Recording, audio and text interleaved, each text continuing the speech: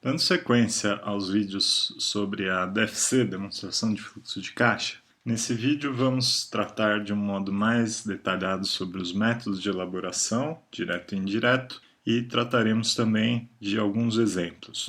Bom, então retomando o conceito do vídeo anterior, nós mostramos que a DFC é estruturada apresentando os fluxos de caixa das três atividades, operacional, investimento e financiamento, e com relação ao fluxo de caixa operacional, ele pode ser apresentado pelo método direto e indireto. Portanto, a diferença entre os métodos está localizada especificamente na forma de apresentação do fluxo de caixa operacional. O método indireto é o mais utilizado na prática. Existem diversos motivos para isso, porém a gente tem esse dado empírico que as empresas nas divulgações utilizam, na sua imensa maioria, o método indireto. Na sequência, vamos então detalhar um pouco mais o que são esses métodos, qual é a lógica de apresentação de cada um deles, e vamos começar pelo método direto, uma vez que ele é mais simples de entendimento. Como o próprio nome diz, o método é chamado de direto porque ele faz justamente a apresentação dos fluxos de caixa. É natural a gente esperar isso de um fluxo de caixa, porque se a gente está observando uma demonstração de fluxo de caixa, em princípio o que a gente espera ver são recebimentos e pagamentos. E quando a gente elabora a DFC pelo método direto, é exatamente isso que a gente vai apresentar no fluxo de caixa operacional. Alguns exemplos: recebimento de clientes, pagamento de fornecedores, salários, impostos, etc. Claro que esse método vai ser mais simples de ser entendido, porque basicamente ele é um fluxo de caixa como qualquer outro, de qualquer natureza, de qualquer empresa ou até de qualquer pessoa física. É claro que aqui nós já podemos deduzir que o método indireto vai ser mais complicado de ser entendido, e de fato isso é verdade. Então nós temos que compreender adequadamente o método indireto, porque ele é mais complexo de ser entendido, porém ele é o mais verificado aí nas demonstrações contábeis publicadas pelas empresas. Então, como é feito esse método indireto? Nesse método, o fluxo de caixa vai ser determinado a partir do resultado, lucro ou prejuízo. O que isso significa? Que nós vamos partir do resultado do exercício, do período em que a gente está elaborando o fluxo de caixa, e fazer uma espécie de conciliação. Nós vamos verificar o que existe no lucro que foi caixa e o que existe no lucro que não foi caixa, e eventualmente o que foi fluxo de caixa, mas que não está no lucro. E vamos ter que fazer esses ajustes na demonstração. Então, o grande objetivo qual é? Demonstrar a parcela do lucro que impactou no caixa. No final das contas, eu consigo demonstrar qual foi o lucro da empresa e quanto desse lucro virou caixa, quanto desse lucro se converteu em recursos financeiros. Como a gente faz isso? A gente vai ver na sequência. Então, a estrutura básica da conciliação, ela parte do resultado líquido, como nós já dissemos, e vai fazer alguns ajustes para chegar no fluxo de caixa. Em resumo, em essência, em princípio, o que esses ajustes vão fazer é verificar tudo que está no lucro, mas não foi fluxo de caixa, e temos que tirar, e verificar tudo que eventualmente afetou o fluxo de caixa, mas não está no lucro, e temos que incluir. Como é que a gente organiza conceitualmente esses ajustes? Primeiramente, a gente observa os ajustes que têm mais relação com aquilo que está no resultado, despesas ou receitas, que não representam saídas ou entradas de caixa. Então, no caso despesas, nós vamos somar porque nós queremos tirar o efeito. Receitas nós vamos diminuir pelo mesmo motivo. Porém, pode ocorrer um segundo motivo para que esse ajuste esteja sendo feito. Eu posso ter uma receita ou despesa dentro do resultado do exercício, que foi até fluxo de caixa, porém, esse fluxo de caixa deve ser computado em outra atividade. Vamos imaginar um exemplo bem simples. Vamos considerar que a empresa está vendendo um imóvel. Esse imóvel na contabilidade está registrado por zero ou quase zero, porque ele já foi totalmente depreciado ou quase totalmente, e ele está sendo vendido por um determinado valor, tá? Só para simplificar. Então, se a empresa está vendendo um ativo que na contabilidade está registrado por zero e ela vendeu por 1.000, automaticamente no lucro do exercício vai ter um resultado na venda do imóvel de 1.000. Esse resultado, ele foi fluxo de caixa porque a empresa recebeu esse 1.000 decorrente da venda do imóvel. Porém, vamos lembrar que venda de ativo imobilizado é classificado na atividade de investimento, nós já vimos isso. Então, o que nós vamos ter que fazer aqui nessa conciliação? Nós vamos ter que expurgar este resultado, uma vez que ele já vai estar computado no fluxo de caixa de investimento. Se nós não fizermos isso, nós vamos estar computando esse fluxo de caixa duas vezes. Então, os exemplos mais comuns no caso dessa segunda situação eu já comentei, resultado na venda de imobilizado. Um exemplo bem simples de visualizar para a primeira situação seria uma despesa de depreciação. A despesa de depreciação está afetando o resultado do exercício. De que forma? Nós reduzimos o ativo imobilizado em contrapartida ao resultado. Esse movimento contábil não representa a saída de caixa. Cuidado, isso não significa que a depreciação não afete o caixa. Vamos lembrar que todas as receitas e despesas, conceitualmente, em algum momento afetam o caixa. E a depreciação, na verdade, é o consumo do ativo imobilizado que um dia foi pago, está sendo pago ou vai ser pago. Mas o fato é que, neste período em que a empresa está contabilizando a depreciação, não está havendo movimento de caixa. E mesmo que esteja havendo, novamente vamos lembrar que o fluxo de caixa de aquisição de imobilizado é computado na atividade de investimento. Então, a despesa de depreciação tem que ser excluída do resultado. No resultado, ela afetou negativamente, é uma despesa, então nós vamos somar a despesa de depreciação. Além disso, nós vamos computar as variações dos ativos e passivos operacionais.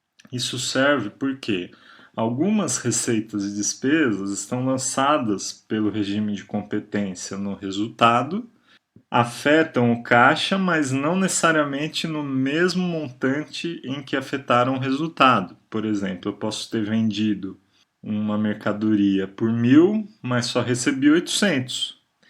A diferença vai estar justamente na conta de clientes, no ativo operacional.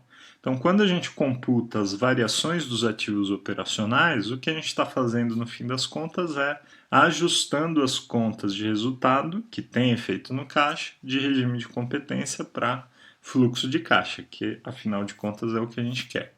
Então, alguns exemplos aqui: a variação de clientes, a variação de estoques e a variação de fornecedores.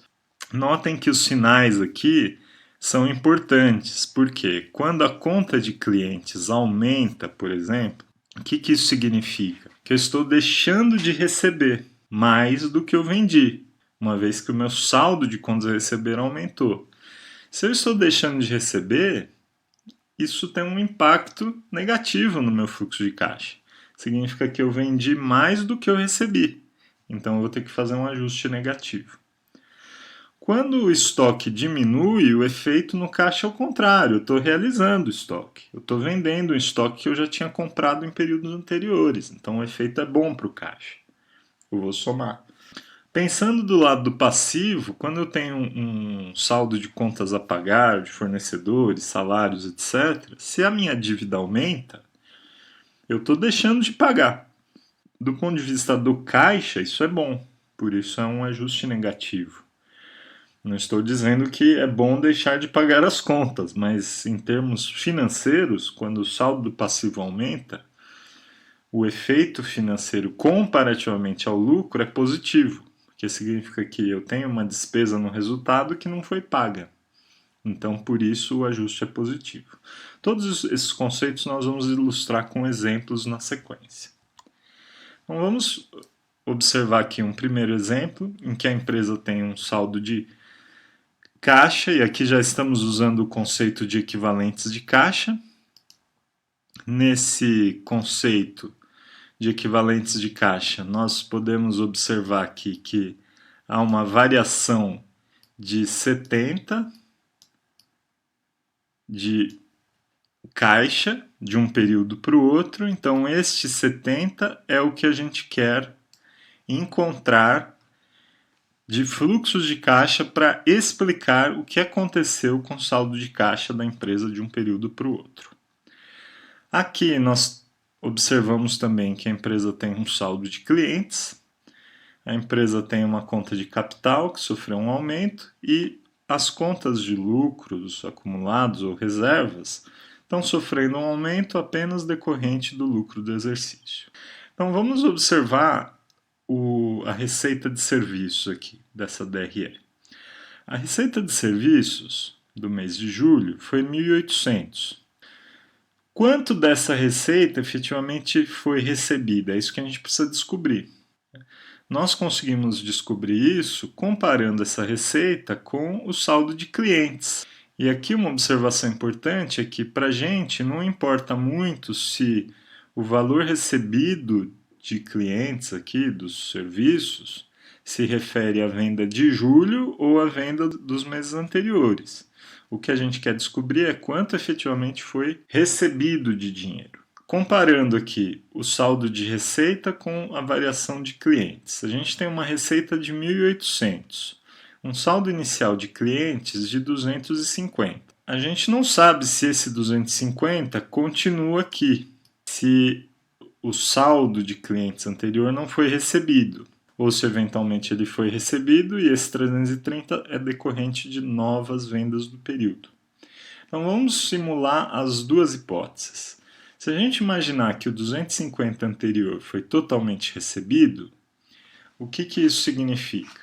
Significa que dos 1.800 do período, 330 eu não recebi, portanto, desta venda aqui eu recebi 1.470. Desta venda do período aqui, tá? Se eu somar 1.470 com os 250 que teria sido recebido do período anterior, eu chego em 1.720. Seria o valor de recebimento de clientes. Bom, mas eu não sei se foi isso que aconteceu. Pode ter sido uma outra hipótese. Pode ter sido a hipótese de os 250 não terem sido recebidos e, portanto, eles continuam aqui no 330. Então, se os 250 continuam nos 330, eu tenho destas vendas de 1.800, apenas 80 que foi a prazo. Mas esse 250 não foi nada recebido. Se desse 1.800 apenas 80 foi a prazo, então 1.800 menos 80 dá os mesmos 1.720. Então agora o 1.720 seria a venda só de julho. Na hipótese anterior, o 1.720 seria 1.470 de vendas de julho e 250 de vendas de períodos anteriores. Mas para o fluxo de caixa isso não importa. O que importa para a gente é que foi recebido de clientes 1.720 em julho, tá ok? Bom, com relação ao custo, o que a gente tem a observar aqui é que não há estoques, é uma empresa de serviço, e também não há passivo. Então isso significa que este custo foi todo pago. Então a empresa recebeu 1.720 de clientes e pagou 1.710 de custos. Isso daria para a gente um fluxo de caixa líquido de 10. Mas aqui a gente lembra que a gente tem um fluxo de caixa de 70 líquido. Então quer dizer, está faltando mais alguma coisa. E aqui a única conta que ainda falta a gente observar é a conta de capital. A conta de capital saiu de 300 e foi para 360. Isso nos dá a conclusão de que houve um aumento de capital de 60. Isso é uma entrada de caixa. Então, esses 60 de entrada de caixa mais os 10 líquido do fluxo operacional vai nos dar os 70 de variação líquida de caixa. Esse é o fluxo de caixa líquido aí do período, e agora a gente precisa estruturar os fluxos de caixa. Na demonstração pelo método direto, como nós já dissemos, o que ela vai apresentar é justamente os fluxos. Então, na atividade operacional, o que eu vou apresentar? O recebimento de 1.720, que nós já descobrimos, e os gastos de 1.710. No fluxo de financiamento, temos um aumento de capital de 60, e aí as duas caixinhas somadas aqui, não temos nada de investimento, nos dão 70, que somado ao saldo inicial de caixa, nos dá o saldo final de 270. No método indireto, a gente vai partir do lucro para chegar no fluxo de caixa. Então lembrem-se que o fluxo de caixa é o mesmo, então são os mesmos 10 que a empresa recebeu no período, só que ao invés de apresentar recebimentos e pagamentos, o que a gente vai fazer é partir do resultado. E partindo do resultado, o que a gente tem é um resultado de 90, e agora voltando aqui no resultado, vamos lembrar que deste 90, os custos foram todos pagos, mas a receita não foi toda recebida. E onde a gente vai identificar este não recebimento da receita? Aqui na variação da conta de clientes. Vejam que a conta de clientes ela subiu no período. Ela subiu 80. Qual a conclusão disso? A conclusão é que quando o saldo de clientes aumenta, eu deixo de receber. E de fato é o que está acontecendo, né? Dos 1.800 eu estou deixando de receber 80. Então, essa variação de 80 positiva aqui, esse aumento de saldo de clientes, na conciliação, no método indireto, vejam que aqui está escrito aumento. Cuidado porque essas coisas confundem, tá? Ó, a conta de clientes aumentou, mas o ajuste na DFC vai ser negativo. Por quê? Porque um aumento de clientes causa um impacto negativo quando a gente compara lucro a fluxo de caixa. E o fluxo de caixa de financiamento é apresentado da mesma forma. Já comentamos isso no método direto ou indireto. A apresentação é a mesma. O que muda é o fluxo de caixa operacional. Vamos agora mostrar um segundo exemplo em que a empresa tem uma variação de caixa de 50, isso pode ser observado aqui, então de 180 para 230, então a variação líquida de caixa ela é 50, diferença, e o que nós temos nesse período é uma conta de estoque, que saiu de 320 foi para 300, uma conta de fornecedores que saiu de 150 foi para 160. A conta de capital não mudou, vejam que está igual, tá? Ou seja, não houve aumento de capital aqui. E a reserva de lucro representa o lucro do período. Então, a receita de vendas neste período aqui de maio foi 1.500. Vejam que nesse exemplo eu não tenho conta de clientes, nem adiantamento de clientes, nem nada. Portanto, esta receita de vendas foi integralmente recebida. Ela está coincidindo com o fluxo de caixa, é uma receita à vista. Já o CMV, nós não podemos dizer a mesma coisa, porque agora a gente tem estoque e agora a gente tem fornecedores. Então vamos analisar essa movimentação do CMV à luz aqui da variação de estoques e fornecedores. Bom, a gente sabe da contabilidade básica que o CMV representa a baixa do estoque. Então, se o custo da mercadoria vendida for 1.480, esse 1.480 foi uma baixa aqui do estoque. Ele entrou aqui negativo, tá? Então, esse 1.480 aqui, na variação do estoque, ele teria sido uma conta negativa, tá? Lá nos débitos e créditos, teria sido um crédito no razonete de estoque. Ora, se a gente tem um crédito de 1.480, como é que esse saldo de estoque aqui ficou em 300? Eu tenho que ter entradas, né? Lógico, são as compras do período. Qual foi o valor das compras no período?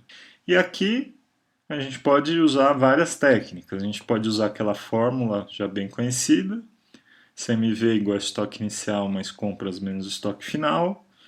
Podemos usar o razonete do estoque, colocar um X nas compras e movimentar e descobrir as compras. ou apenas usar a lógica aqui do que está acontecendo nessa empresa.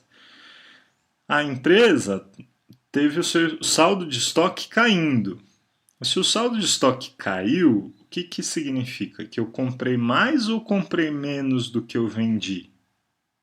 Se o meu saldo de estoque caiu, então eu comprei menos, porque eu vendi mais, eu consumi meu estoque no período. Comprei menos do que eu vendi, meu estoque caiu. Então, como a variação do estoque é 20, daqui a gente conclui que as compras do período foram de 1.460. Tudo bem? Então, 1.460 foram as compras do período. Só que essas compras eu não sei se foram pagas ou se não foram. E a gente tem aqui a conta de fornecedores. Então, aqui, agora o processo de raciocínio é o mesmo do exemplo anterior, da companhia A, em que a gente fez vendas e clientes, só que agora é compras com fornecedores. Esse 150 veio inteiro para cá, então eu só tenho 10 de novas compras a prazo, portanto, as compras pagas foram de 1.450. Então, 1.450 foram as compras pagas no período e 1.500 foram as vendas recebidas no período. Então, com isso, nós concluímos que o fluxo de caixa foi de 50 e já fecha aqui com a nossa variação de caixa. Então, elaborando agora as demonstrações pelo método direto e indireto, no fluxo pelo método direto, é exatamente isso que vai aparecer: o recebimento de vendas e o pagamento das compras. Fluxo de caixa operacional 50. Pelo método indireto, o que a gente vai ter que fazer? A gente vai ter que partir do lucro. Então, voltando aqui no balanço na DRE, quais contas operacionais nós temos? Nós temos a conta de estoques e nós temos a conta de fornecedores. Vamos utilizar aquele raciocínio que a gente já fez no exemplo anterior das variações agora, tá? Vamos pensar só na variação. Quando o saldo de estoque cai, isso é bom ou é ruim para o caixa? Isso é bom, né? Por quê? Porque eu estou realizando o estoque que eu já tinha comprado. Eu estou vendendo um estoque que eu não precisei comprar. Então, o ajuste aqui vai ser positivo. Uma queda do estoque representa um ajuste positivo na conciliação. E a conta de fornecedores? Vamos olhar para a variação da conta de fornecedores. Conta de fornecedores aumentou em 10. Quando o passivo aumenta, isso é bom ou ruim para o caixa? Ora, isso é bom, né? Porque eu estou deixando de pagar. Comprei mercadorias, mas eu não precisei pagar. Então, o ajuste aqui vai ser positivo também, só que aqui temos apenas 10. Aqui a variação é 20, aqui a variação é 10. Então, elaborando o fluxo pelo método indireto, observamos que a gente tem o lucro aqui de 20, a variação de estoques sendo uma diminuição. Vejam que o estoque diminuiu, mas o ajuste é positivo. A conta de fornecedores aumentou, mas o ajuste é positivo também. Então, cuidado, hein, pessoal, com esses sinais, isso confunde bastante. As contas de ativo têm efeito contrário. Quando a conta aumenta, o ajuste é negativo. Quando a conta diminui, o ajuste é positivo. A conta de passivo tem o mesmo efeito. Quando a conta de passivo aumenta, o ajuste é positivo. Quando a conta de passivo cai, o ajuste é negativo. Vamos para um último exemplo da companhia C, e aqui vamos lidar apenas com a questão do imobilizado, tá? Neste exemplo, a empresa tem uma variação de caixa de 1.300, dá para perceber aqui na conta caixa, saiu de 5 para 6.300. Não houve aumento de capital, as receitas foram todas à vista, porque não tem conta de clientes, o CMV também foi todo pago, porque não tem estoque nem fornecedor. Então, aqui já dá para perceber, pelos exemplos anteriores, que a empresa recebeu de fluxo de caixa operacional 1.300. Mas ela lançou uma despesa de depreciação no período de 800, porque o imobilizado dela caiu de 8.000 para 7.200. Então o lucro foi 500, mas o fluxo de caixa foi 1.300. Então como nós vamos elaborar essa DFC? Pelo método direto, basta nós replicarmos aqui o recebimento das receitas e o pagamento dos custos. Só que pelo método indireto, nós temos que partir do lucro. E ao partir do lucro, nós temos que no lucro existe a despesa de depreciação. E essa despesa de depreciação, neste período, não está afetando caixa. Mesmo que estivesse afetando caixa, o fluxo de caixa correspondente à aquisição de imobilizado estaria no fluxo de caixa de investimento. Então, de um jeito ou de outro, eu preciso excluir essa despesa de depreciação. Como é que eu faço isso? Somando. Este ajuste é uma exclusão do lucro, é algo que está dentro do lucro, porém, nós estamos excluindo, por isso a soma, tá? Então, reparem a lógica da conciliação. Estou partindo de um número, tudo que está dentro desse número que foi fluxo de caixa eu não mexo, no caso as receitas e os custos. Mas o que tem dentro desse lucro que não foi fluxo de caixa nesse período, eu tenho que ajustar, no caso, eliminando, né, somando a despesa de depreciação para eliminar essa despesa de dentro do lucro e chegar no fluxo de caixa. Com isso, nós chegamos na variação do fluxo de caixa. Isso então encerra a nossa série de exemplos. Nos próximos vídeos a gente vai discutir situações mais específicas de classificação, de transações não caixa e vamos ilustrar um exemplo numérico mais completo. Obrigado.